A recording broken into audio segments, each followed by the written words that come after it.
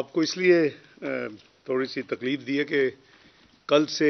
Media میں اور social media میں بہت زیادہ ڈیبیٹ ہو رہی تھی جو کچھ معاملات چل رہے ہیں تو میں نے کہا کہ آپ سے ذرا ہارڈ ٹاک میں آپ بلیو کرتے تو فیس ٹو فیس بات کر لیتے ہیں اور کچھ آپ کو آپ کے ذریعے عمران نیازی صاحب کو کوئی شیشہ دکھاتے ہیں اور کچھ پھر تفصیل کے ساتھ کوئی گفتگو کر لیتے ہیں تھوڑی سی، تاکہ یہ جو ایمبیگوٹی ہے، کیونکہ مجھے کئی دوستوں نے کئی چینلز نے مجھے انوائٹ کیا کہ جی آپ آئیں اور بات کریں، تو میرا خیال ہے کہ وہ انڈیویجول تو سارے چینل بھگتا ہی نہیں جا سکتے، ماشاءاللہ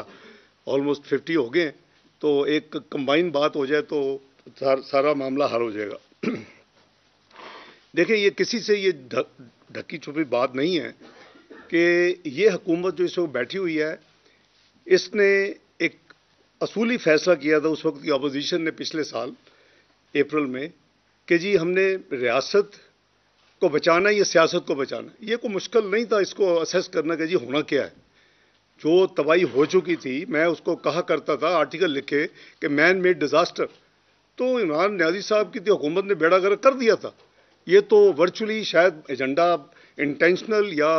ان انٹینشنل یہی شاید لگتا تھا کہ پاکستان یہ ڈبو دے گا، پاکستان کو اس دہانے پہ تو تباہی کر کے پہنچ چکے تھے ہم۔ تو ایک فیصلہ کیا، میں تو اس وقت یہاں نہیں تھا، اور میں سمجھتا ہوں کہ وہ فیصلہ قابل ستائش ہے کہ جی اپنی سیاست کے اوپر ریاست کو ترجیح دی۔ ریاست ہے، ملک ہے، تو سیاست بھی ہوتی رہے گی، خدا نہ خواستہ جو نقصانات ہوں گے وہ پورے بھی ہو جائیں گے۔ اللہ نے اگر موقع دیا، کیونکہ کوئی کسی کی پرماننٹ کوئی میراث نہیں ہے کہ کس نے حکومت میں ہونا ہے یا کس نے اپوزیشن میں ہونا ہے، لیکن اللہ کے بھروسے پہ جو فیصلہ کیا، میں سمجھتا ہوں بالکل صحیح فیصلہ تھا، اور پاکستان جس دہانے پہ پہنچا ہوا تھا، ورنہ تو بہت آسان تھا، اور بہت لوگوں نے کہا کہ جی یہ آپ اپوزیشن نے بڑی بیوقوفی کی ہے، 2-4 مہینے اور ہوتے تو اس نے خود ہی اپنے تباہی میں گر جانا تھا، لیکن اس کے ساتھ پاکستان نے بھی گر جانا تھا۔ اور ابھی حیرانگی ہوتی ہے کہ جب خان صاحب آف اینڈ آن اس طرح کی باتیں کرتے ہیں تو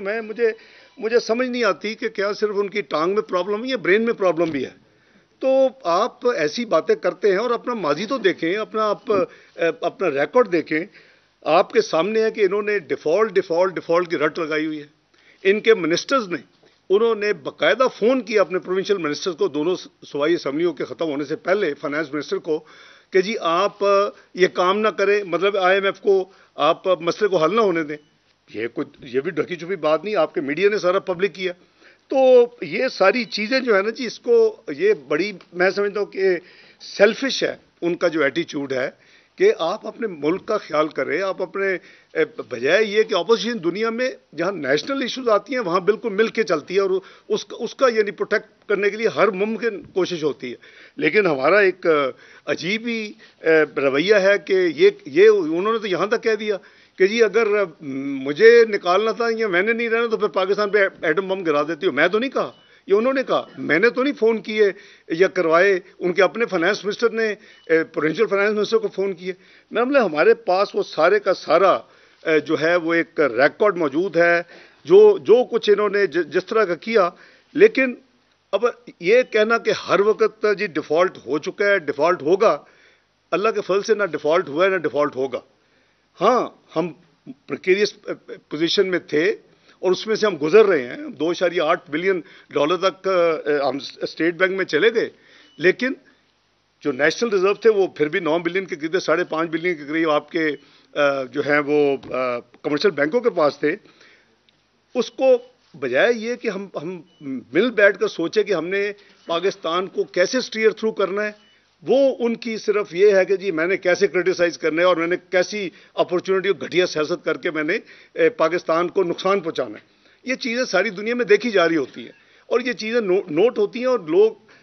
اس کو باقاعدہ صرف نوٹ نہیں کرتے بلکہ اس کا اثر بھی ہوتا ہے، مارکیٹس پہ بھی ہوتا ہے، فائنینشیل پہ بھی، اسٹاک مارکیٹس پہ بھی، اور ہم دیکھ رہے ہیں اس کی جو آؤٹ کم ہے۔ تو میں سمجھتا ہوں کہ میں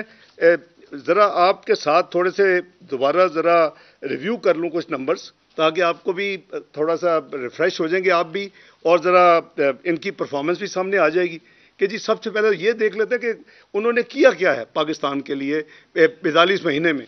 اور پھر میں نے تو نہیں کہا, جو ان کے لانے والے تھے انہوں نے کہا کہ اگر یہ رہ جاتے تو یہ پاکستان خطرے سے خالی نہیں تھا. میں الفاظ بھی وہ نہیں استعمال کر رہا, یہ انہوں نے یہاں تک کہہ دیا کہ پاکستان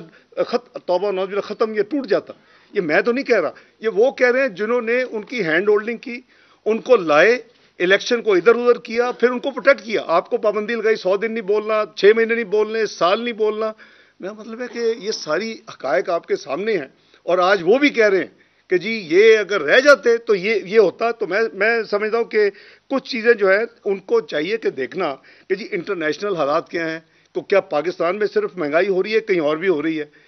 اور اس کے علاوہ جو ہمارے جو فلڈز کی سچویشن ہوئی ہے اس کی وجہ سے ہم ویٹ بھی امپورٹ کر رہے ہیں, ہم فرٹیلائزر بھی امپورٹ کر رہے ہیں, ہم دالیں بھی امپورٹ, ہم کئی چیزیں امپورٹ, ہم نے فیو بلینز آف ڈالرز ہم نے اس کے اوپر خرچ کر دیے ہیں پچھلے چند مہینوں میں, یعنی فلڈ کے بعد. تو وہ بھی ایک ظاہر ہے کہ ملک کو ضرورت ہے, اور فلڈز کے جو لاسز ہیں وہ یہ تو نہیں ہو سکتا کہ جی اب چیزیں نہ منگوائی جائے. تو جو مس مینجمنٹ اور جو بیڈ گورننس تھی, وہ میں سمجھتا ہوں کہ وہ وجہ بنی ہے پاکستان کی اس پوائنٹ کے اوپر آنے پہ. وہ میں ذرا بعد میں آپ کو تھوڑا سا مزید آپ سے اپنے مائنڈ شیئر کروں گا, لیکن پہلے میں ان کے چند جو ان کے ہیں نا جی کی فگرز, وہ میرے خیال ہم ذرا ریفریش کر لیتے ہیں کہ جی کدھر تھے اور کدھر پاکستان کو لا کے کھڑا کر دیا. آپ کو یاد ہوگا کہ جو فسکل ڈیفیسٹ تھا وہ انہوں نے 7.9% پہ چھوڑا, اور جو کرنٹ اکاؤنٹ ڈیفیسٹ تھا وہ 4.6% آف GDP پہ چھوڑا, جو کہ قریباً $17.5 بلین تھا. جو ٹریڈ ڈیفیسٹ تھا وہ قریباً $39.7 بلین پہ انہوں نے چھوڑا. یہ ایک حقائق ہیں جو کوئی ڈینائی نہیں کر سکتا, نہ خان صاحب ڈینائی کر سکتا, نہ ہم میں سے کوئی ڈینائی کر سکتا ہے. ہاں یہ بات ضروری ہے کہ یعنی جو پرفارمنس تھی اور جو انڈیکیٹرز تھے, وہ اگر آپ 2013 کے انڈیکیٹر دیکھیں گے اور 2018 سے کمپیئر کریں گے تو پاکستان کسی اور جگہ پہ کھڑا تھا, اور آج ہم کسی اور جگہ پہ کھڑے ہیں. یہ ہم نے یہ جو ایک سائیکل گزارے ہیں 2013-18 کا, 20 سے 18-22 کا, اور اب جو اس میں سے گزر رہے ہیں یہ اسی کی جو ہے باقیات میں سے گزر رہے ہیں, اسی کے تباہی کے جو کنٹینیوٹی اس کو روک کے یا اس کو کم کر کے اس میں سے گزر رہے ہیں. تو اسی طرح جو آپ کی GDP گروتھ ہے جو کسی بھی ملک کے لیے سب سے زیادہ ضروری ہے, اور اسی سے آپ کی خوشحالی ہوتی ہے, اسی سے آپ کی ترقیاتی کام چلتے ہیں, اسی سے آپ کے لوگوں کو روزگار ملتا ہے, اسی آپ کی فی کا آمدنی ہوتی ہے. انہوں نے کیا کیا, وہ بہت کہنی میں نے تو بہت ہائی GDP گروتھ چھوڑی تھی. او بھائی جان, ہماری ایوریج جو تھی 5 سال کی 4.7% تھی. نمبر آپ کے پاس ہے, اکنامک سروے آپ کے پاس ہے, یو ہیو این ایکسیس. اور آپ کی جو ایوریج ہے, حالانکہ لو بیس کے اوپر آپ نے جب 51 بلین تباہی کی GDP کی ایک سال میں ڈالر کی, تو اس کے نتیجے میں آپ کا پھر بیس لائن ہوئی, تو وہ اس کو بھی چھوڑے, سمپل ایوریج نکال لیں, ان کی 3.5 ہے. بھئی 4.7% GDP گروتھ ایوریج ایک گورنمنٹ کی اچھی ہے, یا 3.5 آپ کہہ دیجیے یہ گورنمنٹ تباہی کر رہی ہے. اسی طرح آپ ان کی جو یعنی دیکھیں گے کہ ان کے ٹینیور میں 26 بلین کی GDP میں گروتھ ہوئی ہے, $26 بلین کی بات کر رہا ہوں. اور